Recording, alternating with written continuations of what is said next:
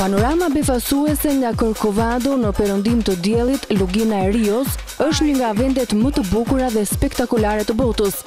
Për këtë arsye, Rio de Janeiro është vendosur nga UNESCO në listën e trashëgimive të njerëzimit. Agjencia e Kombeve të Bashkuara ka motivuar njohjen e Cidade Maravilhosa, duke e nënvizuar ambientin e saj mahnitës natyral që shkrihet me peizazhin urban. Plazhi i Copacabanas, mbreti Krisht, është tashmë në imagjinatën e të gjithëve. Rio ka hapësira të mëdha të hapura në shëtitore dhe ka një nga zonat më të mëdha pyjore të botës, parkun kombëtar të Tijucas. Por është edhe një nga qytetet me ekspansion të plot ekonomik, me mira kontradita mes pasurisë dhe varfërisë. I rrethuar nga det dhe male, Rio de Janeiro është një vend unik në botë, ku antikja, modernja dhe ardhmja takohen në një përzierje të pabesueshme dhe pushtojnë zemrën dhe mendjen e vizitorëve.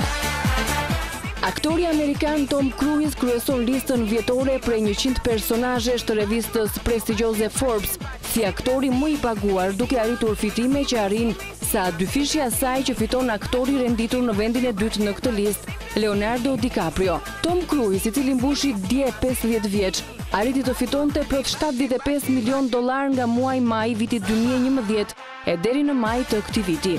Ditët e fundit, divi kinemas është duke e përjetuar një presion të madh mediatik pas përhapjes së lajmit për divorcin me gruan e tij të tretë, Kate Holmes, dhe veçanërisht sa i përket kujdesarisë së vajzës së tij 6 vjeçare Suri. Sipas revistës prestigjioze Forbes, Cruise arriti të shtonte me shpejtësi të madhe të ardhurat e tij pas suksesit të pabesueshëm që pati seria e fundit e Mission Impossible, i cili doli në kinemat e botës dhjetorin e kaluar, ndërsa arriti të arkëtonte më shumë se $700 milion.